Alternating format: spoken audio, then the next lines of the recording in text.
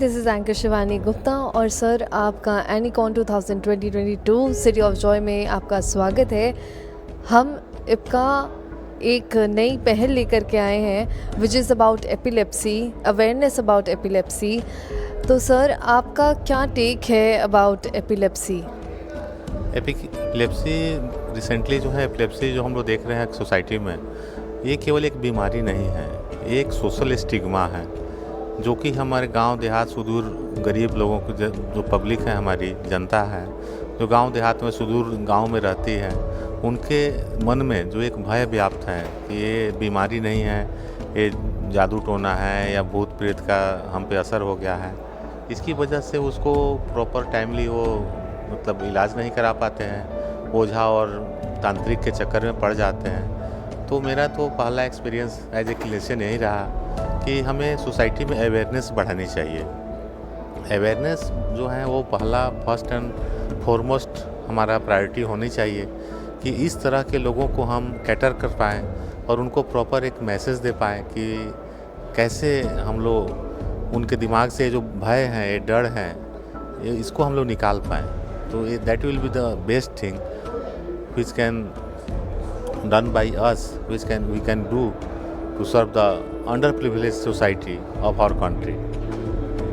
Sir कुछ लोग हैं जो एपिलेप्सी को बीमारी नहीं, भूत प्रेत तांत्रिक का कुछ कहते हैं कि इसके अंदर भूत समा गया है, दूर रहो, छुआछूत मानते हैं। तो आपका इसमें क्या टेक है कि लोगों को एक्चुअली इसके बारे में जागरूक करने की बहुत ज़रूरत है कि ये बीमारी है और ये छुआछूत नहीं है?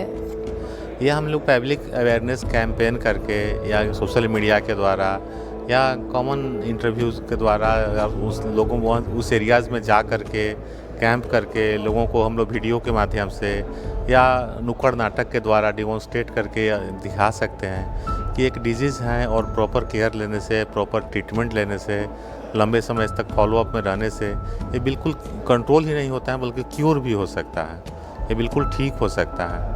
क्योंकि एपिलेप्सी का कोई एक कारण तो है नहीं, ये तो मतलब इंसीडिया अपने आप भी हो सकता है या किसी ट्यूमर के चलते हो सकता है, इलेक्ट्रोलाइट इम्बैलेंस की वजह से भी हो सकता है या माथे में चोट लगने की वजह से भी हो सकता है।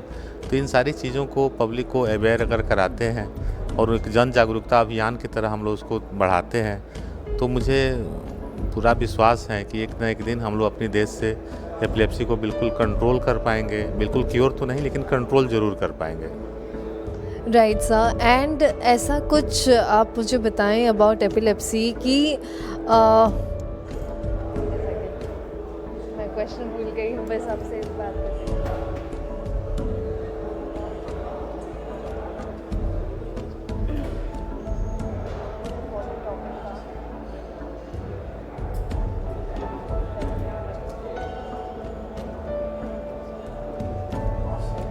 ओके, सबसे ज़्यादा एपिलेप्सी में हमें किन चीज़ों का ध्यान रखना चाहिए? क्या प्रिकॉशंस ले सकते हैं जो एपिलेप्सी की बीमारी से ऑलरेडी जूझ रहे हैं?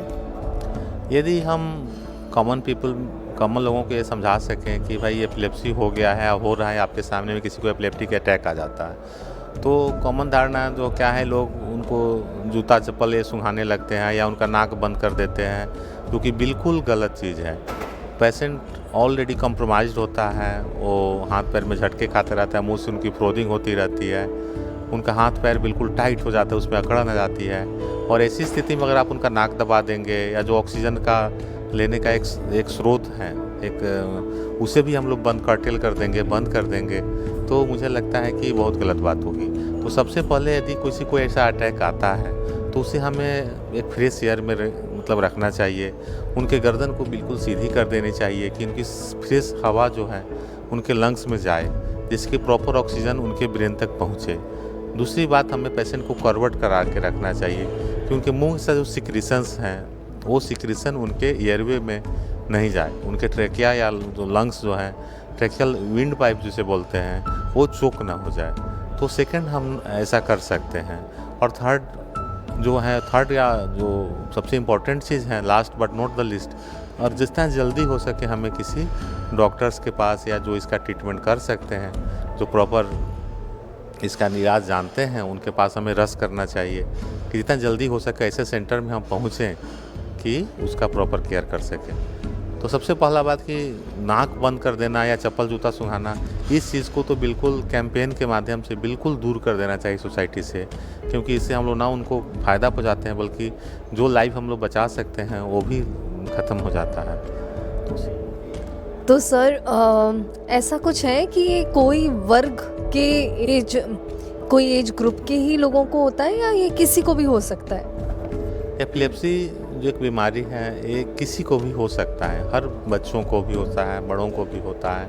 हम लोग देखते हैं कि बहुत सारे बच्चे जो कम मतलब 9 महीने से पहले ही अर्ली मतलब इनकी डिलीवरी हो जाती है, वो बच्चे उनका या जब बच्चे जन्म लिया और तुरंत रोया नहीं, उनको ब्रेन में ऑक्सीजन की कमी हो गई, तो इन बच्चों को भी सीजर आने लगता है, कन्वल्सन आने लगता है।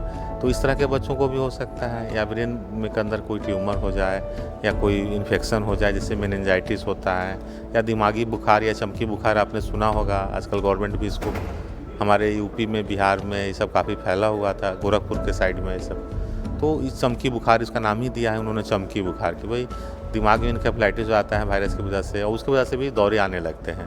तो ये सब बच्चों में डिफरेंट कारण हैं।